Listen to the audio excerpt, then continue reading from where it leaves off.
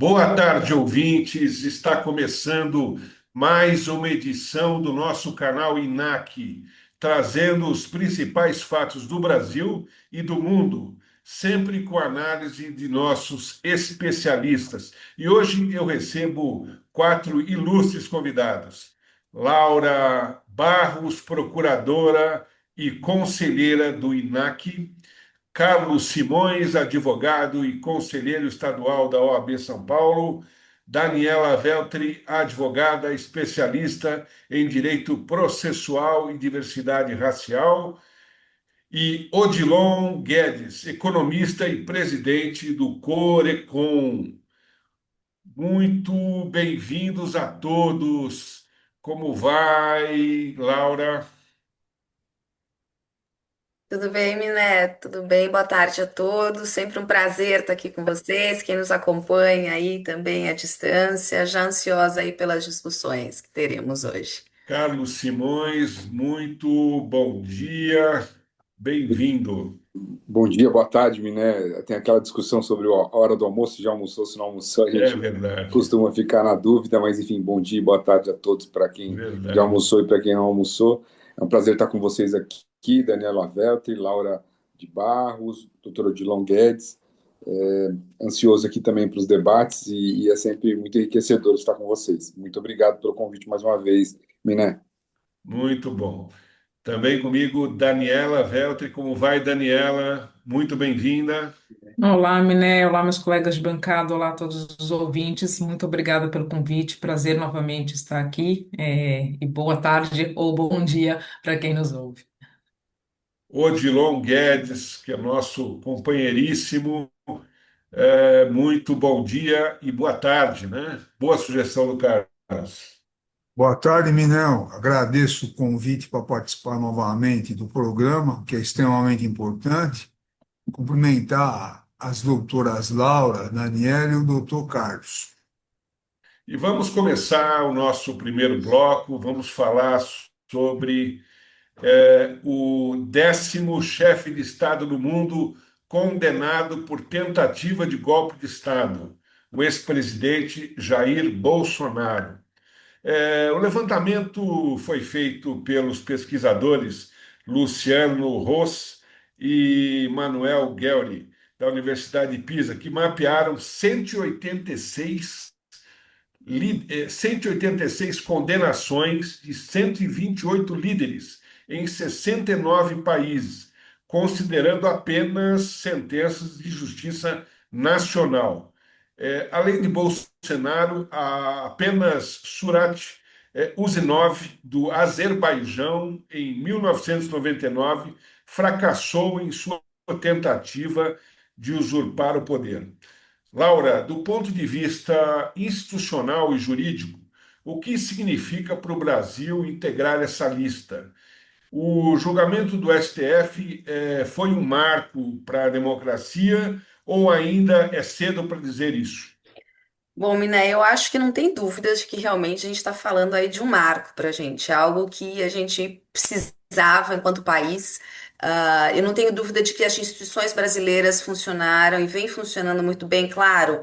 Há questões a serem revistas, há críticas que podem ser feitas, mas eu acho que, em termos gerais, o nosso país está se mostrando muito resiliente, está se mostrando muito estruturado em termos de instituições democráticas. A gente vê, inclusive, se quisermos traçar aí um paralelo com os Estados Unidos, que sempre se arvoraram à condição de grande democracia, de fundamento, de grande espelho para todas as democracias do mundo, as nossas instituições, pelo menos até o momento, vêm respondendo de uma forma muito mais independente, muito mais sólida. Não faltaram pressões, né? A gente acompanhou, tendo inclusive pressões externas, o que não é algo corriqueiro nesse tipo de julgamento, nesse tipo de discussão. Claro que houve temor de que isso pudesse repercutir de uma forma a levar a um desfecho desfavorável em termos institucionais, em termos democráticos do nosso país, mas a gente viu realmente aí uma resistência, ainda que com custos pessoais para algum desses agentes envolvidos, ainda que com custo muito grande para muitos brasileiros que estão aí vendo as suas atividades econômicas comprometidas por conta do tarifaço.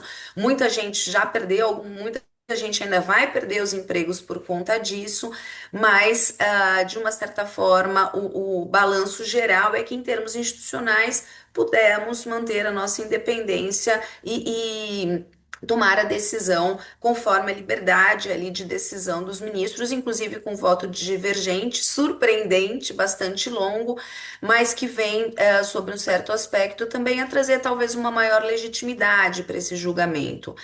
Com relação à condenação especificamente do Bolsonaro, e pensando em termos históricos, eu gostaria de fazer uma ressalva, um registro bastante importante que esse estudo nos trouxe, de que sempre se observou aí um interregno de tempo muito grande entre os atos, entre as tentativas de golpe e as condenações. Então, além desse bom funcionamento das nossas instituições, a gente viu, ou pode ser testemunha, de um bom funcionamento a tempo das nossas instituições, do nosso judiciário, o que mais uma vez nos coloca numa situação de bastante conforto, de bastante destaque, durante esse processo. Então, assim, resumindo, como brasileiro, eu acho que a gente tem motivos, claro. É muito pesaroso que tenhamos passado por isso, é muito ruim que essa tentativa tenha sido levada a efeito, inclusive envolvendo pessoas de altíssimo, militares de altíssima patente, instituições públicas tão relevantes constitucionalmente, mas a reação, eu acho que foi muito digna do nosso sistema constitucional e eu espero que siga assim sendo. Claro que a gente vai acompanhar os desdobramentos, discute-se aí anistia, vai ter anistia, não vai ter anistia, mas por hora as nossas instituições estão funcionando muito bem, obrigada, apesar aí, como eu disse, de alguns efeitos colaterais bastante sérios para muitos dos atores e para os brasileiros em geral. Muito bom, Laura. Odilon, ainda nesse cenário, com uma pressão crescente, nós temos no Congresso alguns movimentos bastante interessantes. Eduardo Bolsonaro, que se encontra nos Estados Unidos, chega a endossar a ameaça de intervenção militar estrangeira feita por autoridades americanas em resposta à condenação do pai. Em resposta, o Congresso Nacional, que poderia avaliar a possibilidade de caçá-lo pelo excesso de faltas e pelas transgressões de natureza ética, o aclama como líder das minorias, né? Em desafio ao judiciário e fazendo com que se evite a possibilidade de afastamento por conta de um processo ético disciplinar. Eu gostaria, Odilon, que você repercutisse essa questão, ciente de que nós temos um processo ainda em andamento, mas que tem uma repercussão muito significativa na opinião pública brasileira. Olha, Miné, eu acho que a gente precisa ser muito claro. Eduardo Bolsonaro é um traidor da pátria. Não tem outro nome para designar esse indivíduo. E tá certo? E luta, e ele está trabalhando contra os interesses nacionais da sociedade brasileira, dos trabalhadores brasileiros. E o PL, que colocou como líder da minoria, mostra a decadência total desses deputados. Isso é uma vergonha para a Câmara Federal e não é para a Câmara, não, para o partido. Tá? Que também não poderia haver coisa diferente daquele ajuntamento de deputados. Tá? Então, eu acho que essa questão é seríssima, ter nomeado ele minoria e ele tem que ser cassado, não tem outro caminho. Vamos fazer o português claro. Como é que pode um deputado federal representando o povo brasileiro ir para o exterior e ficar estimulando punições para o Brasil dentro de um processo extremamente ilegal? E acho que é importante lembrar, pô, o Bolsonaro, qual é o trajeto dele? Ele queria pôr uma bomba no quartel. Ele foi expulso do exército. É como o Brasil tem o que a gente fala no popular, todo mundo fica passando pano em tudo, ele acabou indo para a reserva e não sendo expulso. Tá? Depois ele tem um vídeo que ele fala claramente que a ditadura tinha que ter matado 30 mil pessoas, começando pelo Fernando Henrique Cardoso. Esse é o estilo do Bolsonaro. Quer dizer, o que o Supremo fez foi extremamente justo dentro da legalidade e não podia fazer outra coisa. Eu parabenizo os ministros, o Alexandre de Moraes e os demais ministros que condenaram esse indivíduo. Muito bem. Carlos, ainda falando sobre esse processo, e aproveitando a sua presença como conselheiro da Ordem dos Advogados do Brasil, vamos falar um pouquinho sobre prerrogativas, né? Nós tivemos um processo longo, que ainda comporta alguns recursos, com um voto contrário, que não foi objeto, que talvez não seja objeto de embargos infringentes. Nós tivemos várias reclamações de defensores no que diz respeito a cerceamento de defesa, diante de milhares e milhares de dados que foram disponibilizados nesse processo. E ainda falando de prerrogativas, né, todo mundo tentando, os advogados lutando pelas suas prerrogativas como defensores, e me parece que o Congresso agora também aprova uma emenda constitucional, tentando uma prerrogativa para que não seja punido, nem sequer investigado, pelo judiciário. Como é que você vê essa briga por prerrogativas, a começar das prerrogativas, do advogado como defensor, e depois concluindo sobre essa tentativa de blindagem da classe política?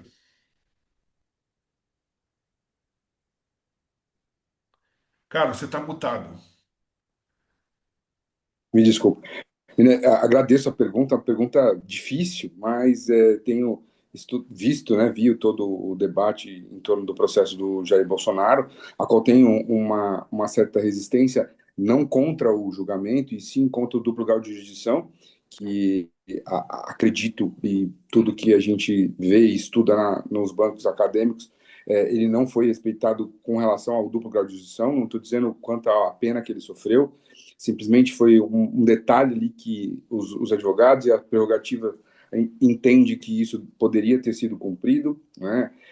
A gente sabe que é um tema novo, é um tema de questões nacionais, foi feito dessa forma, não vejo também como anular isso, né? Isso foi levado à Câmara de Julgamento pelos 5 ministros.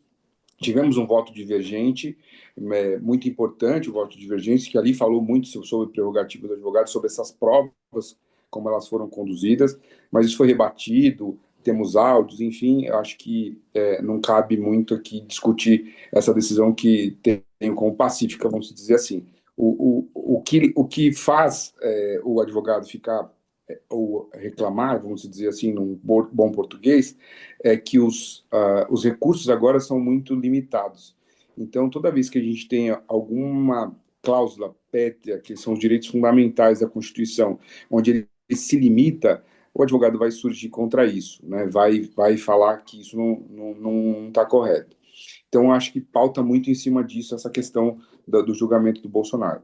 Quanto à PEC que foi aprovada ontem, na calada da noite, sobre a blindagem, né, a Constituição ela já tinha, e já anteriormente tinha um texto que tinha essa blindagem. Ele se perdeu e agora volta de novo. Nós temos um Congresso totalmente mais para a direita, uma direita extrema, como muito bem falou o Odilon. Mas eu vejo que o Senado vai secar um pouco esse texto, na minha visão pessoal. E também acho que essa prerrogativa deles, eles esqueceram novamente o que eu falo no começo da minha fala, o duplo grau de jurisdição. Continuam na mão do STF. O STF duro, um STF valente, um STF que guarda a Constituição, eles se esqueceram disso. Então fizeram uma prerrogativa de forma não total, vamos dizer assim, além do que ainda vai passar pelo Senado e acredito que ela vai sofrer um pouco aí, não vai ficar esse texto desta forma, né? É, a gente entende que alguns entes políticos precisam de prerrogativas, mas elas não podem afrontar a Constituição Federal, por exemplo, quando eles falam do voto ser sigiloso, secreto. Isso não vejo como constitucional esta parte, mas nas demais a gente entende que eles precisam ser, alguns entes públicos precisam de algumas prerrogativas. Não podemos deixar de esquecer do duplo grau de jurisdição. Acho que é isso, ficamos nesse meio termo, vamos dizer assim, vamos ver o que o Senado vai fazer para poder parar isso ou avançar com essa prerrogativa dos deputados. Muito bem. Marta, melhor, Daniela, ainda dentro dessa perspectiva, nós tivemos um julgamento longo, nós tivemos uma decisão absolutamente contundente e nós temos reações, uma tentativa de aprovação de urgência de uma anistia que me parece equivocada, mas além dessa possibilidade de afronta ao judiciário para uma blindagem da classe política. O que você diz para a gente sobre esse tema? Miné, aqui acho que como o Carlos bem colocou, eu também acredito que o Senado vá nessa linha de olhar isso com um pouco de parcimônia. Na verdade, aqui é quase que um bypass a decisão do judiciário, né? É o inconcebível, digamos assim. Há uma movimentação bastante forte nesse sentido, mas eu também acredito na questão do judiciário aqui, de que as coisas vão ser, tanto o Senado quanto o judiciário, no momento oportuno, eh, de modificar e não deixar que o efeito desejado aconteça, porque senão a gente perde a credibilidade, inclusive, como país, né? A partir do momento que você tem todo um judiciário que tem efetivamente essa competência, que analisa absolutamente todos os documentos e que levam a uma condenação, ainda que com um voto divergente, fazer uma anistia por meio, do Congresso não me parece ser, de fato, algo correto. E acho que o único ponto que eu colocaria aqui, além do que os colegas falaram, a Laura trouxe um bom ponto, que foi a celeridade no julgamento.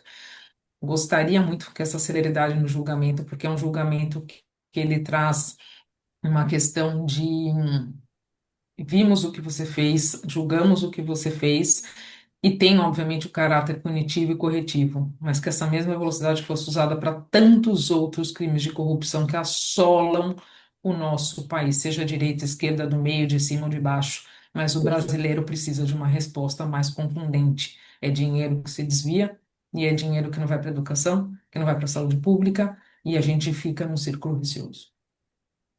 Muito bem, ainda continuo com você, Daniela, que nós vamos mudar um pouquinho o tema. Nós vamos falar sobre um protocolo para julgamento com perspectiva de gênero, criado pelo CNJ, que orienta as decisões judiciais considerando questões de gênero e promovendo a chamada igualdade. Recentemente, um grupo de trabalho coordenado pela conselheira Renata Gil, nossa colega magistrada, que foi ex-presidente da Associação Brasileira dos Magistrados, a AMB, passou a analisar decisões cadastradas no banco de sentenças, decisões propondo melhorias no uso de protocolos, garantindo maior eficácia e divulgação pelos tribunais dessas decisões. Daniela, partindo dessa premissa, né, qual a relevância da criação de um protocolo como esse para a justiça e se ele realmente consegue tornar esses julgamentos mais equânimes e sensíveis a questões de gênero. Ainda eu vou acrescentar mais alguns detalhes, como para exemplificar os nossos casos. Nós temos no nosso Tribunal de Justiça do Estado de São Paulo uma composição ainda muito acanhada, né? de diversidade de gêneros, tanto mulheres como afrodescendentes. Nós temos 3 listas sextuplas é, que estão em análise por parte do tribunal e que vão ensejar aí a escolha dos futuros de mais 3 desembargadores que serão nomeados aí pelo quinto constitucional. Sendo que o pleno, né, que escolherá tais medidas, tem pouquíssimos desembargadores, e parece que apenas duas desembargadoras, e acho que entre um ou dois, ou nenhum desembargador afrodescendente para que se analise tal questão. Então, tudo isso são desafios relacionados ao tema. Eu queria que você repercutisse essa necessidade dos protocolos e a necessidade de ações concretas para fazer valer a chamada igualdade de gênero. Vamos lá. Primeiro que acho que precisa deixar claro que é um instrumento orientativo, né? É um guia que está sendo feito, então é um instrumento orientativo, uma notícia excelente para quem trabalha com diversidade, seja de gênero, seja racial. O que eu vejo aqui de forma muito importante é a questão de uma análise que vem pelo CNJ, né, ou seja, garantir que as decisões judiciais considerem de forma mais justa a desigualdade, que a histórica, seja racial, seja entre homem e mulher, fortalece a proteção dos direitos. E eu acho que um dos pontos centrais, que é um trabalho bastante importante que tem neste guia orientativo, é o que a gente chama de viés inconsciente, né? Que muitas vezes influencia, e aí julgamento de todos os lados, não só do judiciário, né?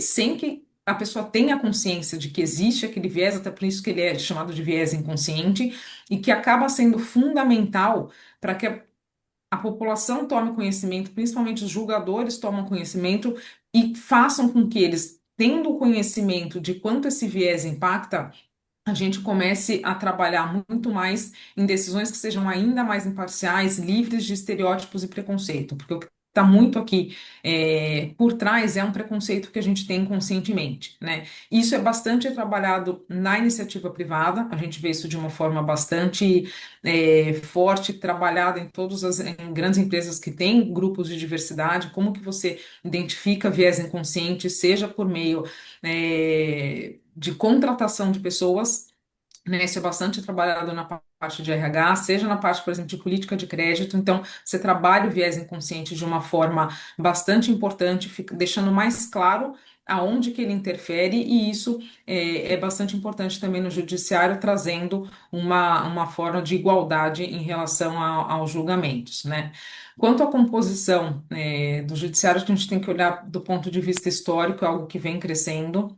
Então, quando a gente fala de diversidade de gênero, você tem um número maior de magistradas entrando na magistratura de alguns anos para cá, então a gente ainda tem um percurso a seguir para conseguir não ser maioria, mas ter um número maior, e é importante que exista dentro do judiciário, eu brinco que é bater o bumbo, né, sobre estes assuntos, né, para que quem esteja lá, seja branco, seja negro, seja homem, seja mulher, consiga identificar o problema e ir ajustando, né? E com o tempo trazendo mais mulheres, trazendo mais negros, mais pardos, para a composição do judiciário. Muito, muito bom, Daniela. Carlos, voltando para você, ainda aproveitando essa E deixa, agradeço, eu estava quase implorando que você né? me dar esse tema. Aproveitando para você, que nós tivemos a escolha de, acho que 3 listas sextuplas, muito diversificadas, e bem democráticas, né? Gostaria que você aproveitasse e contasse um pouquinho para a gente como foi isso. Você deve ter participado dessa escolha, né? Uhum. E isso está acontecendo, né? Isso. Miné, eu agradeço o espaço e falar sobre isso agora como representante da OAB São Paulo, como conselheiro, que foi instituído na gestão da doutora Patrícia Vanzolini, a qual também eu fazia parte, a lista C, as listas C contemplar tanto gênero quanto raça. Então, é o mínimo de 30 mulheres, 50% mulheres e homens, desses 50% cada um, 30% composto por negros, né? Isso foi instituído na gestão passada e agora, com o Leonardo Sica, também estamos acompanhando. Vejo isso de forma muito tranquila e clara que aplicamos, a OAB fez esse papel, fez esse movimento, é fundamental para a igualdade de gênero e raça. É, Infelizmente, nas 5 listas a qual eu fiz parte na gestão passada, nos 3 anos anteriores a essa gestão, não tivemos nenhum negro. Mas, em compensação, das 5 listas, 4 foram mulheres e apenas um homem branco foi guindado à posição de desembargador do Tribunal de Justiça de São Paulo. Agora, nessa gestão, a qual também participei dessa votação do quinto, sou conselheiro efetivo, né? Tivemos 3 listas e uma delas me deixa um pouco triste, porque poderia ter compostos por 3 mulheres negras, um em cada lista, e um homem negro, um em cada lista, e aí 2 mulheres e 2 homens. Infelizmente, a gente não tinha um número de inscritas mulheres negras suficiente. E tenho trabalhado e conversado com colegas e a sociedade civil para que essas mulheres venham para as próximas listas, para que a gente possamos fazer escolhas de mulheres negras. Fiquei muito sentido mesmo de ter ocupamos esse lugar de uma mulher negra por um homem negro. Tudo bem, mas não ter mulheres onde a maioria dos advogados hoje é composto por mulher, a maioria da população é negra, achei que ficou um descompasso. A OAB fez o papel dela, mas infelizmente, de repente, a gente criou uma legislação onde a população ainda não estava preparada e o foco das advogadas negras participarem. Isso vem em boa hora, mas nós mesmos aqui temos que melhorar, né? Dar mais condições para essas mulheres negras participarem, vamos dizer assim. E mesmo assim, na composição da primeira lista, são 18 advogados, né? Eram 3 listas, enfim, tem toda uma divisão numérica. Nós não atingimos números de inscritos suficientes para poder ter uma paridade. Enfim, a OAB fez a parte dela e agora cabe ao tribunal, aos 25 desembargadores do órgão especial, escolher 3 nomes de cada lista para que seja levado ao governador. Espero que sim, vá. Tem uma mulher fantástica, não quero aqui falar demérito da outra, não, mas a Flávia é uma excelente candidata negra. Temos o Carlos Santana, excelente candidato negro também, que podem desenvolver um papel no judiciário fundamental como desembargadores, independente de cor ou raça. O protocolo de julgamento de gênero, já indo para o final, né, como a Daniela falou, eu acho que sem conversar com ela, a primeira vez que estou aqui na bancada com ela, ela deu o que é exatamente a explicação que eu sempre falei. Muita gente fala do protocolo de forma errada, tá? Dizendo que é uma lei, não é apenas ele traz ao julgador princípios que já está na Constituição, que é tratar os iguais desigualmente na medida das suas desigualdades, e ele só cria esse manual para que isso seja visto, para que essa disparidade não ocorra. E está sendo muito utilizado pelo sistema judiciário, tem muitas decisões favoráveis, a própria OAB está usando também nas suas comissões e etc., e que isso se propague e seja cada vez mais todo mundo sendo tratado iguais. Obrigado pela pergunta. E parabéns, Daniela, pelo seu olhar ao protocolo sobre julgamento de gênero. Muito Obrigada, bem. Carlos. Laura, vou aproveitar a sua experiência, né? Que difícil, né? Essa luta pela igualdade de gênero, né? Como é difícil, como a vida das mulheres advogadas, magistradas, é uma vida difícil. E quando nós falamos em prerrogativas, nós podemos até incluir a questão da classe política. Hoje, uma mulher política também tem diversos desafios, não só para ser eleita, como para atuar na política, né? Quando é que nós vamos atingir esse estágio de maturidade, de igualdade verdadeira? Pois é, Miné, eu sempre falo que eu acho incrível que em 2025 a gente ainda tenha que fazer esse tipo de discussão. É triste que ainda estejamos, eu acho, tão atrasados nesse aspecto. Muitíssimo importante a iniciativa do protocolo, e mais uma vez o judiciário vem mostrando e colocando em evidência os temas realmente importantes para a nossa sociedade. E aqui a gente falava de instituições, eu vejo que o judiciário nessa linha está fazendo o seu papel, o executivo, de uma certa forma, está desenvolvendo políticas públicas, apresenta aí uma preocupação, colocação de mulheres e pessoas negras em lugares de fala, em lugares de decisão. Mas, mais uma vez, o nosso Congresso vem dando aí, com perdão da palavra, um show de horrores, né? Eu não posso deixar de registrar aqui a questão das cotas eleitorais, que foi algo que me machucou profundamente, que a gente tem aí essa previsão de que 30% tem que ser destinado às mulheres, às pessoas pardas, às pessoas negras. Tem toda uma garantia, cria-se um escopo, uma esperança de que possamos avançar nesse sentido. Isso é ignorado pelos partidos políticos na hora da eleição, e depois, na sequência, tem-se aí uma emenda constitucional que veicula uma anistia, ou seja, um perdão. Todos os partidos que não observaram a cota, tudo bem, a gente vai perdoar, daqui para frente a gente pensa num sistema diferente. Então, parece como se cada passo à frente a gente tivesse três, quatro atrás.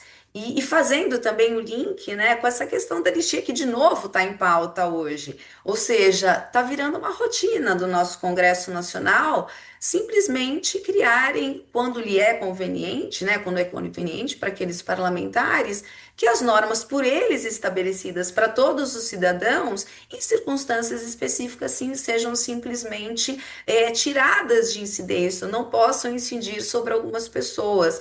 Eu acho que foi, se a gente for falar o português correto, o que a gente está vendo é um grande desaforo para a população brasileira, né? O cidadão brasileiro já não tem mais como ser agredido, agora ele vem sendo agredido todos os dias pelos parlamentares, por ele eleitos.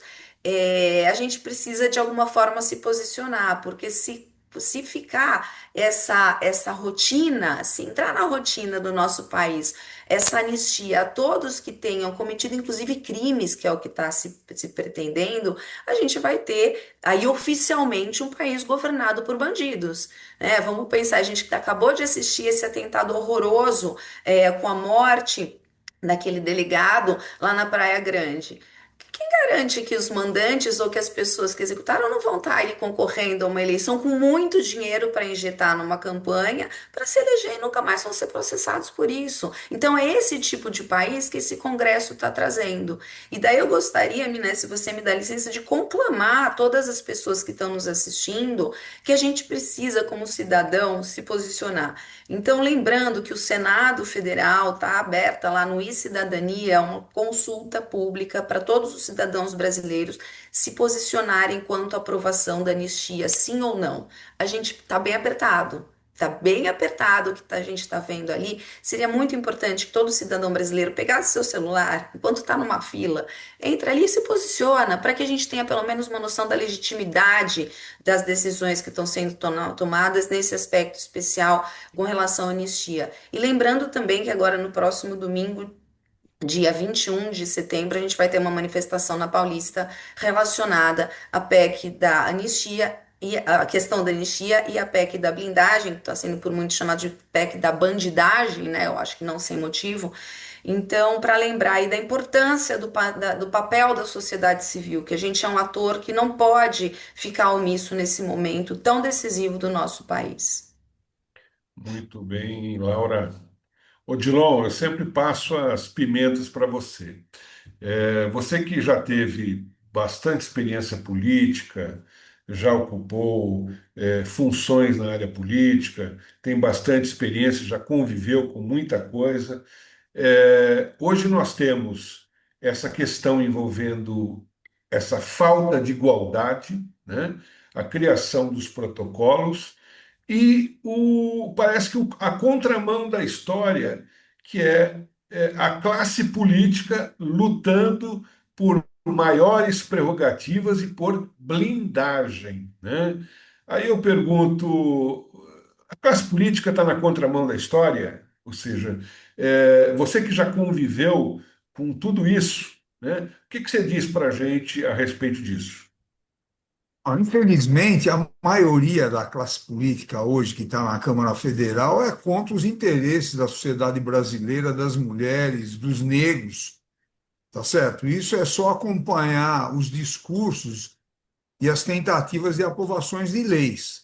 Olha, eu fui vereador em São Paulo num período que, logicamente, você tinha a direita representada lá, mas você tinha um debate saudável, não tem problema nenhum as pessoas divergirem politicamente. Agora, o problema é que com essa questão do bolsonarismo e o que ele representa, você tem um atraso brutal na sociedade.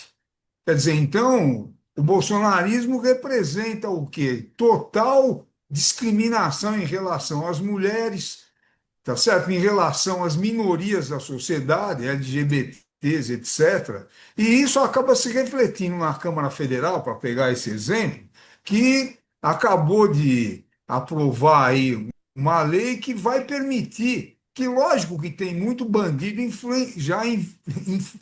infiltrado na Câmara Federal, tá certo? E vai abrir mais ainda a porta para o crime organizado. Tá certo? Então, eu acho que essas questões elas são fundamentais serem debatidas. E a gente poder opinar, debater e mostrar o atraso que é isso. E mais uma questão que eu sempre gosto de abordar, com esse avanço aí dessa visão extremamente conservadora da religião, né, o pentecostalismo ou da própria Igreja Católica, isso acaba amalgamando aí um setor da sociedade que é contra os interesses, por exemplo, das mulheres. Eu estava lembrando aí que agora na Semana Santa, um padre ligado à Canção Nova, se eu não estou equivocado, ele fez uma live que tinha milhões de pessoas dizendo que as mulheres têm que se submeter aos homens. Quer dizer, isso são coisas gravíssimas que estão acontecendo. Que isso a médio prazo, eu até brinco entre aspas, o Brasil pode virar um Talibã. Tá? Porque se a gente lembrar, o Afeganistão, antes da invasão russa, era um país, uma sociedade normal, que as mulheres iam para a universidade, participavam da vida social. E hoje vai ver como é que está lá. E o Brasil, se não tomar cuidado, a gente vai caminhando para uma situação dessa. Então, é um alerta nosso, e nós temos que combater em todas as áreas, inclusive essa manifestação que vai ter na Avenida Paulista. A gente precisa estar presente lá para mostrar o repúdio da sociedade ao que está acontecendo na Câmara Federal. Muito bom, Dilon. Você tem toda a razão. E esses temas são temas absolutamente intrigantes, que não estão acontecendo só no Brasil, como também no mundo afora, né? E vamos passar para o bloco internacional, que é uma parte bastante interessante do nosso programa, começando com o- a repercussão do assassinato do ativista conservador dos Estados Unidos, Charlie Kirk, né, que foi encontrado morto em Utah. O principal suspeito não admitiu culpa, nem está colaborando com as investigações. E não há mais detalhes conclusivos, e existem uma série de repercussões de natureza política.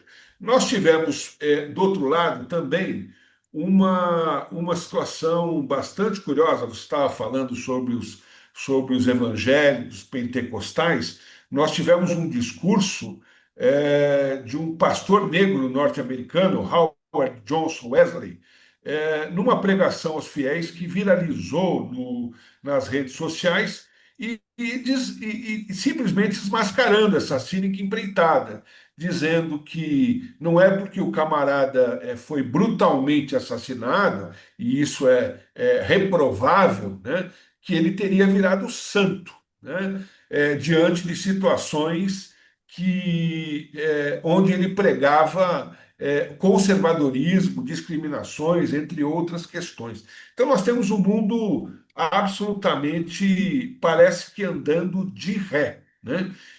E na outra notícia que nós tivemos, que repercutiu com bastante profundidade, o Catar ele criticou a política de dois pesos e duas medidas adotadas por alguns países em relação a Israel.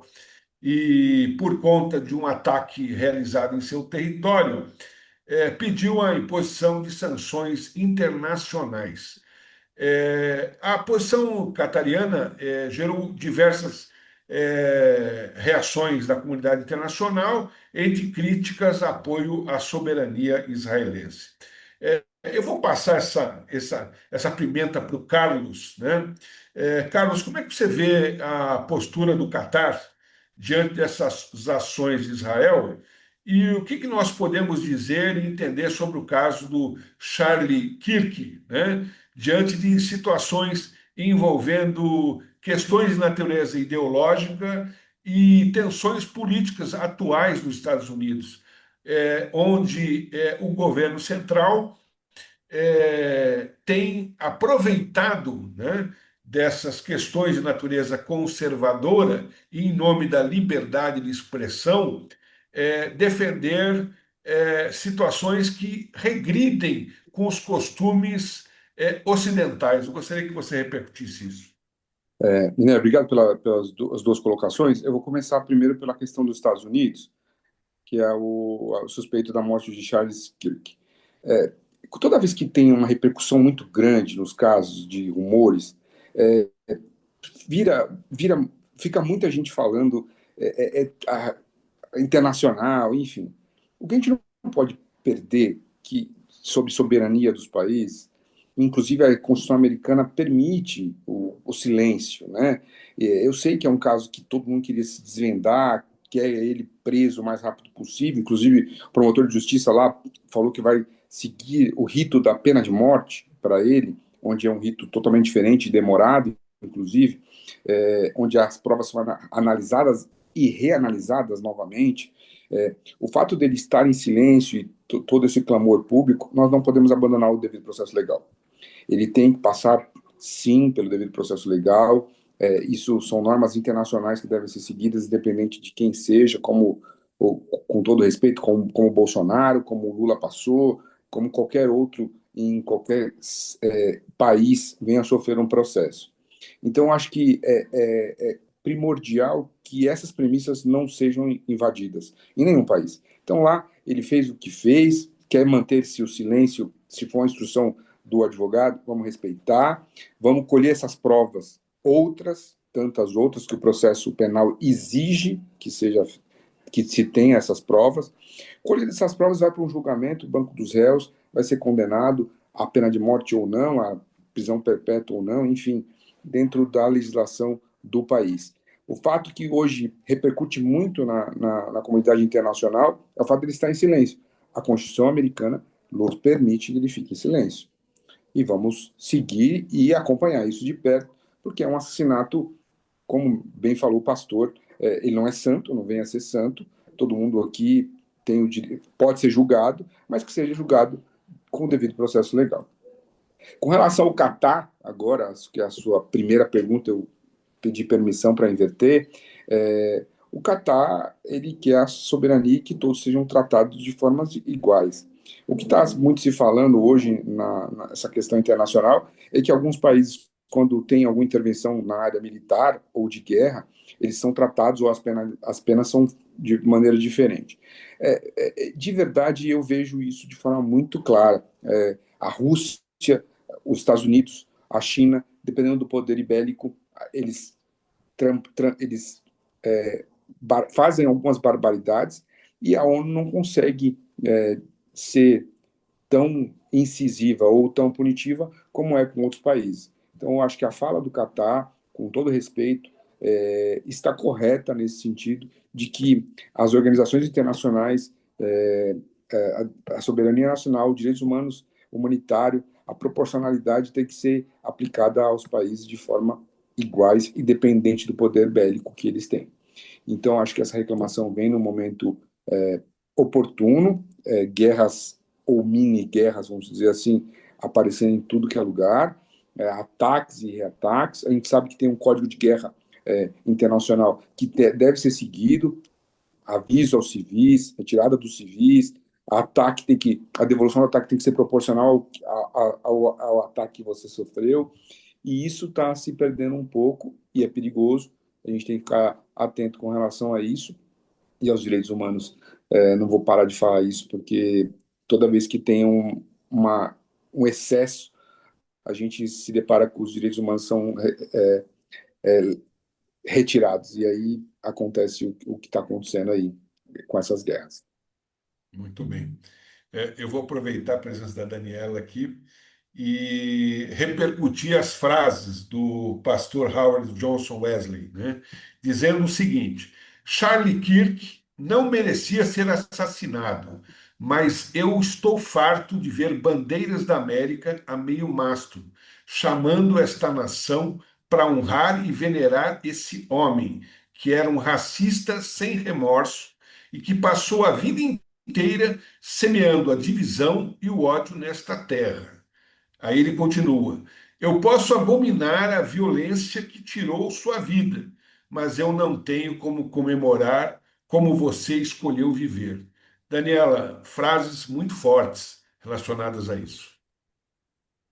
Para ser honesta, a frase que dói na minha alma, né? Porque a pessoa ela está fazendo a mesma coisa que o outro fez. A gente vive numa dualidade, aqui e no mundo. O que eu vejo é que seja um lado, seja outro, não há conversa, não há diálogo. A defesa de ponto de vista, a defesa de onde a pessoa está, a defesa de pessoas, mas não há um diálogo. Não há um diálogo no sentido de se ter, pode até parecer utópico, pode até parecer bobo, um mundo melhor para a gente viver. O que a gente vive hoje é algo, acho que sem precedente. A gente está andando de marcha ré, como você disse aqui, em algum momento.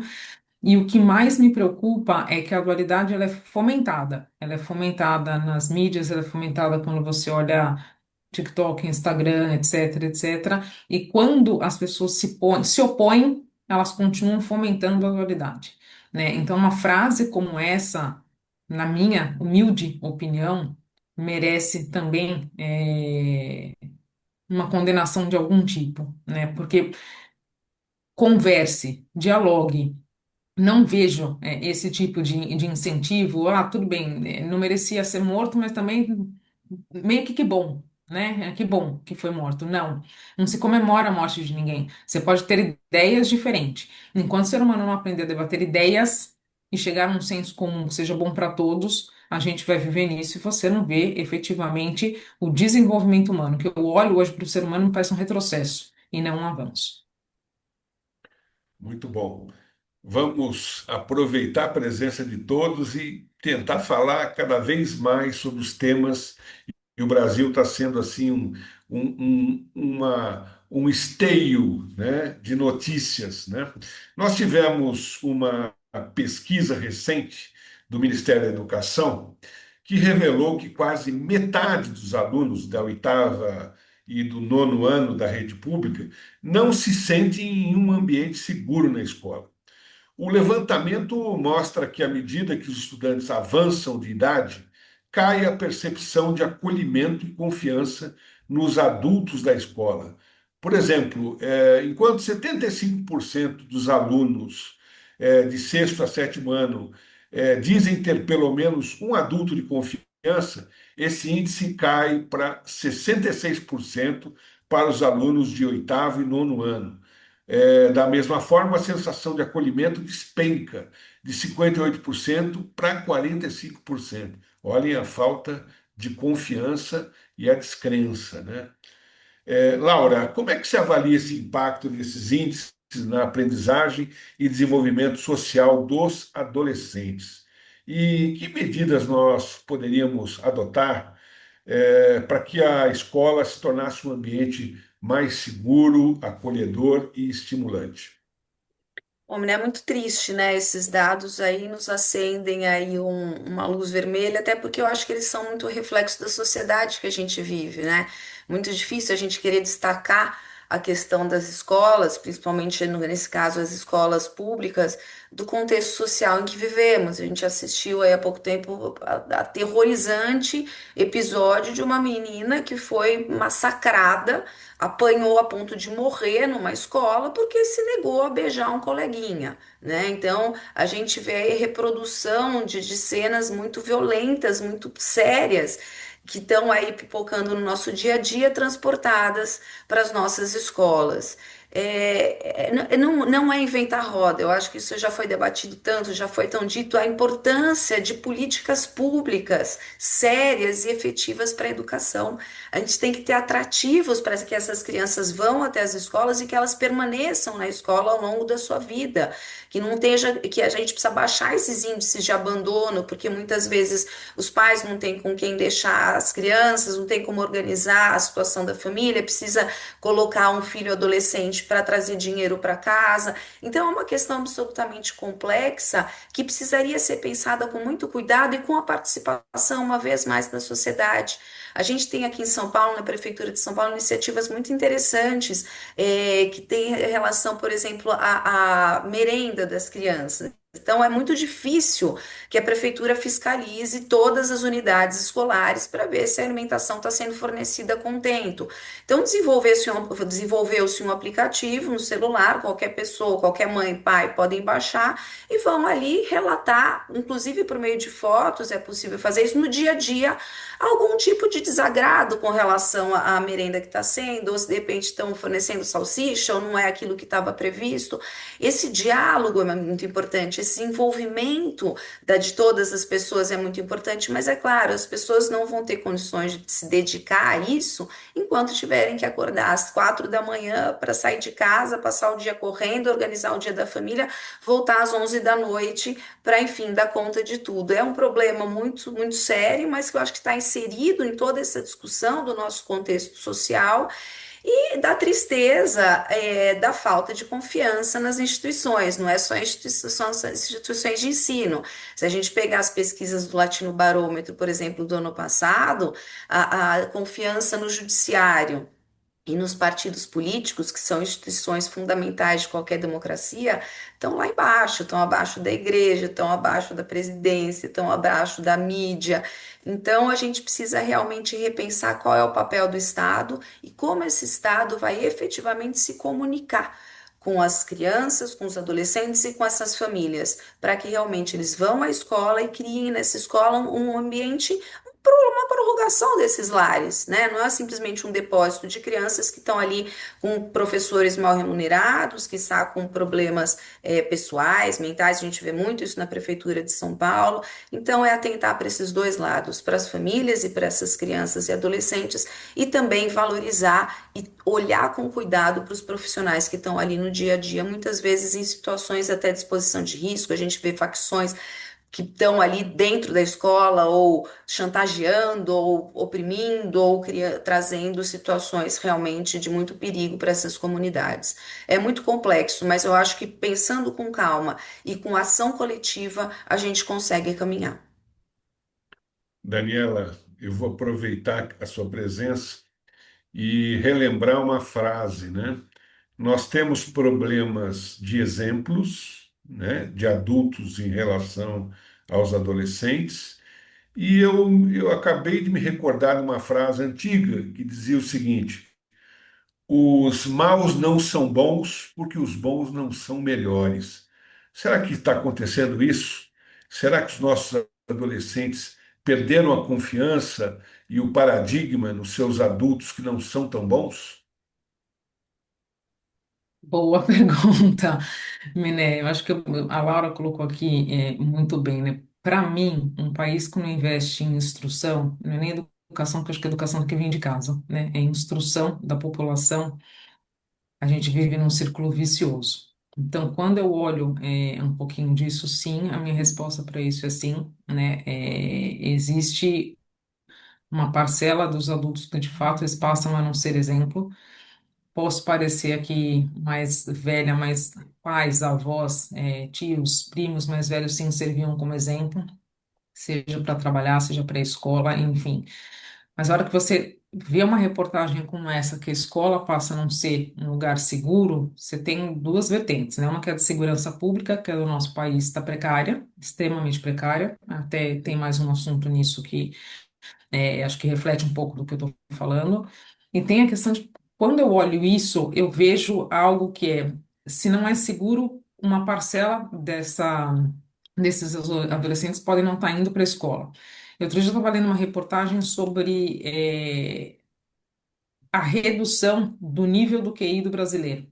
e o que isso traz de impacto, seja para a contratação futura, seja para o desenvolvimento do país, indústria, tecnologia, etc.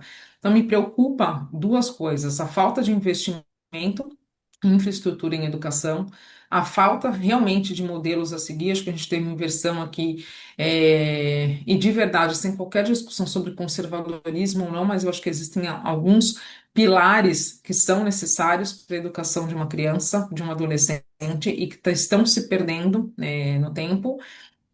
E o desenvolvimento escolar. Para mim, o desenvolvimento escolar está aquém, de permitir que a criança se desenvolva, que ela tenha modelos, que ela tenha exemplo, que ela estude, que ela tenha tempo para estudar, que ela não vai na escola só para comer, né? Tem escola, tem pessoas que vão, tem crianças que vão para a escola porque é onde elas conseguem se alimentar durante o dia. E se elas não se alimentam, elas também não conseguem se desenvolver. Então, para mim, aqui é uma estrutura tão grande de olhar a educação e remodelar, e isso deveria ter um cronograma, porque não é algo que você muda da noite para o dia. Então, assim, a minha expectativa é assim, qual será que vai ser o governo que um dia vai chegar no poder nesse país, vai olhar a educação como o único futuro que o nosso país realmente pode ter e fazer um cronograma de médio e longo prazo. Na minha visão, enquanto eu não vir isso, acho pouco provável que o Brasil seja exemplo, que tenhamos adultos como exemplo e que a gente consiga se desenvolver. Muito bom. E nós vamos Ô, fechar Minel, hoje. Minel, eu gostaria Pois de não. acrescentar uma pequena questão. Pequena não, grande. Veja, o que que o governo do estado de São Paulo está fazendo? O atual governador querendo militarizar as escolas. Isso é uma coisa completamente fora do esquadro, do ponto de vista do avanço do aprendizado. Você precisa melhorar a pedagogia, precisa dar mais atenção para os professores, as escolas serem atraentes, terem quadras, etc. E é o que a gente vê é completamente diferente. O militar que vai lá tomar conta da escola na parte de disciplina vai ganhar mais do que professores, etc. Então você tem um ambiente desse que causa um desestímulo geral. Tá, eu estudei numa época que a escola pública, todo mundo queria ir para a escola pública porque professor era extremamente valorizado. Então nós temos que voltar a isso, não? Você não vai resolver isso do dia para a noite. Mas em vez de militarizar as escolas, você tem que dar mais atenção, melhorar a salário de professor, saber pedagogicamente como abordar essa juventude e essas crianças. Eu acho que essas questões que precisam ser debatidas e colocar claramente para a sociedade. Dilon, eu vou aproveitar que você repercutiu esse tema e vou passar o próximo tema para você mesmo, tá? Nós tivemos na cidade de Praia Grande o assassinato do ex-delegado Rui Ferraz Fontes, que foi um dos principais algozes, né, da atuação do PCC, incluindo prisão de líderes da facção e transferência desses líderes para presídios de segurança máxima. E esse atentado buscou, assim, de certa forma, evidenciar a força dessa organização criminosa. E tudo isso está sendo investigado, mas tem uma repercussão muito importante, não só no estado de São Paulo, como também no Brasil, né? Como é que você avalia o impacto do crime organizado na segurança pública do estado de São Paulo? Eu acho que você Sendo que esse projeto que você acabou de falar é, sobre essas ideias, né, de militarização dos centros educacionais através das escolas cívicas. Como é que você vê isso? Olha, o problema é que o crime organizado, essas questões, elas não acontecem do dia para a noite. O crime organizado vem se fortalecendo há muito tempo e a polícia não consegue enquadrar. A polícia teria condições há muito tempo, fazendo todo um estudo científico, etc., para ir desbaratando essas quadrilhas. O problema é que eles vão se infiltrando vagarosamente na própria polícia, no meio político, e aí eles passam a ter um poder brutal que nem esse, que hoje nós vimos aí fuzilar esse delegado que era um especialista nessa área. Então, veja, eu acho que a sociedade brasileira está numa crise enorme de valores, e falando claramente essa visão bolsonarista de direita ultra-radical, porque eu respeito os valores da direita, tem direito de colocar, mas não essa visão ultra-radical que vai embaralhando todas essas questões. Então, veja, eu acho que o crime organizado ele tem que ser combatido de forma científica, com repressão. O problema é que eles têm uma organização hoje que está se infiltrando no Estado e que isso pode levar a uma situação muito pior mais para frente, tá certo? Porque se não for combatido agora, e tem elementos para combater, nós vamos ser dominados. Essa é que é a questão. Por exemplo, aí, quando a gente discute aí, voltando aí ao que foi aprovado ontem na Câmara Federal, isso é um absurdo que vai dando espaço cada vez mais para criminosos decidirem o futuro do país. É verdade. Bom, infelizmente nós não temos mais tempo. Esse debate brilhante. Eu quero agradecer a participação da Laura, do Odilon, da Daniela e também do Carlos Simões, sempre espetaculares aí nos comentários. E aproveitar para convidar todos os nossos ouvintes da Rádio 365 e do nosso canal INAC, façam suas inscrições pelo YouTube, dê lá o seu joinha, o seu like, para aumente a nossa audiência. Eu, Francisco Miné, reencontrarei com todos os nossos ouvintes e internautas na próxima semana, na próxima quinta. Um grande abraço a todos, até logo.